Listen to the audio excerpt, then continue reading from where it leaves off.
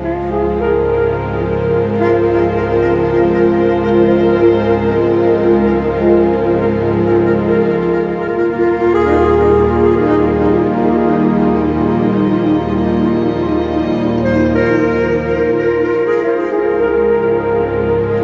everybody and welcome back to the channel. As you can see, I'm not in the L322, I'm not in the kitchen, I'm in a hotel. So I'm in a hotel in Helsinki. The company that I work for is based here, which is why I've been coming backwards and forwards. A couple of days ago, I got the bad news, or pretty much the expected news, that the L322 needs some pretty serious engine work done on it. And Tim at Emporium Tuning sent me a whole bunch of videos that I posted on the channel on the community post a few days ago, but I wanted to sort of walk you through what happened and why we're at this point, and then sort of explain some of the photos that you can see there. So back at the end of October, I took it in for its MOT. Took it into my local Halfords in Chiswick. They started working on it, and then they stopped it because on the driver's side bank, the injectors, there were two of them, had gases escaping. And so basically the guy just said, can't continue, all the rest of that. So I knew that something was going wrong with the injectors, and a couple of weeks before, after I got back from Spain, it was making this really lumpy when it was, when you start it up, when it was cold, it was, you can feel the whole car vibrating. There was definitely something going on, I think, and I put a video out probably in sometime in October saying, I think I got a problem with an injector. You can just feel it was misfiring, it wasn't going the way it was. So I'd already had it booked in to take care of with Tim at Emporium Tuning in Worcester. Already had it booked in the early part of November to have all of the bearings, pulleys, tensioners, belts at the front of the vehicle, water pump, oil pump, taken care of. And as I've been saying before, it's 150,000 miles. I do have the service history, but like a lot of these things, you have no idea what's happened up to that point. So I had planned to go get this done. It was always something that I knew needed to be done, as well as I thought the starter motor was going and probably needed to be replaced. And probably while they're in there clearing everything out, change the alternator. So I'd already sort of budgeted for this work to be done. So on the 7th, I think it was the 7th of November, got up really early because I had to get to Worcester, and I had to go on the Sunday, not the Saturday, because there were train strikes. But I had to fly back here on that Sunday afternoon. So it was one of these things that get up early in the morning, drive to Worcester, drop it off, take the train back, catch the plane back to Helsinki.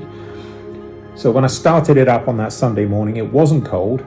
It was definitely vibrating. You could feel it not running correctly until it had sort of warmed up. And I drove all the way north on the M42, got up to just south of Birmingham, and then pulled in for a cup of coffee. Got back in the car, fired it back up, and again, you could feel it vibrating. Definitely wasn't running as well as it should. And then I got the restricted performance come up. Now, in hindsight, what I probably should have done was stop, call green flag, get the car taken up, but I didn't. And I don't know if this is what's caused the problem or whether it was coming anyway. So got in the car, reset the restrictive performance, got out of the service station, restrictive performance came back on, and I probably drove it for maybe another 10 miles, I'm guessing, and then all of a sudden it just shut down. So engine power went. I got a message that I believe said engine system failure in red, stopped, all the lights and everything started flashing, RPM dropped, and it cruised. I cruised off the motorway, got it off a side road where I was then recovered by green flag. So it was turning over when I got off the motorway into a side road.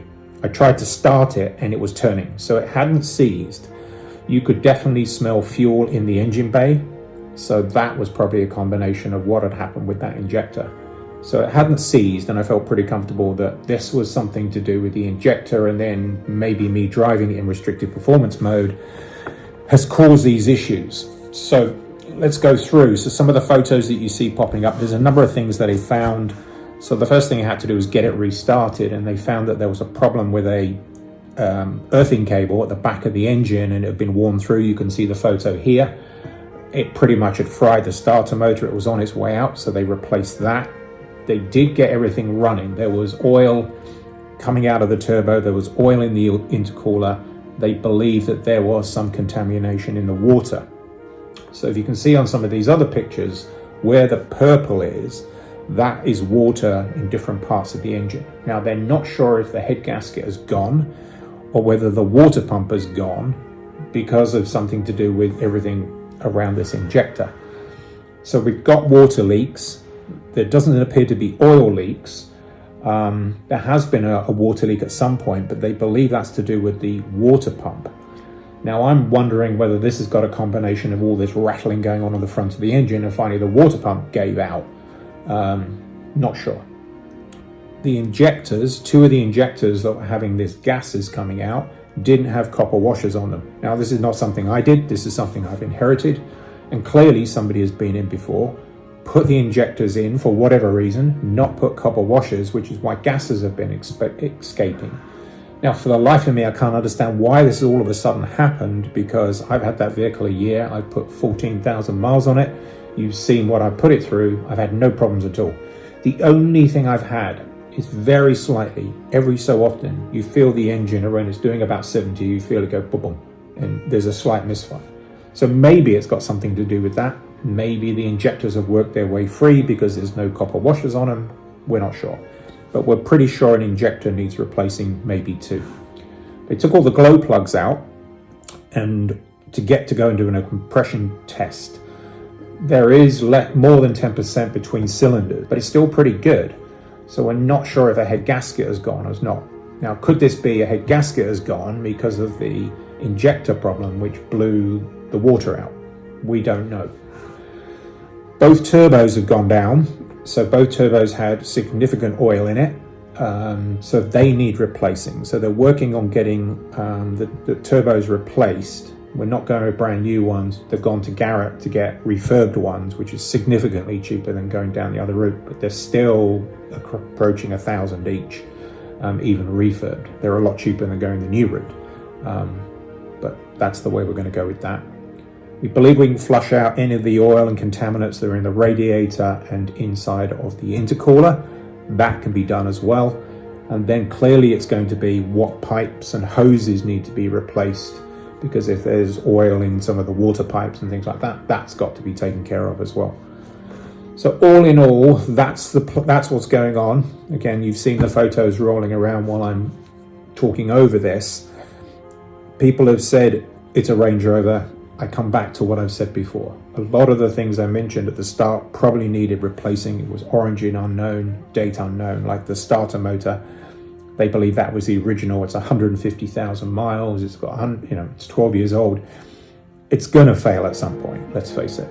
So having that fixed was needed to be done anyway. Any of those bearings, pulleys, oil pump, water pump, maybe they're on their way out, but they're definitely going to be taken care of as well. So like I said before, a lot of this I planned to do, and I knew this was coming to be able to preserve the life of the engine, or to so I could run it for at least another 4 or 5 years.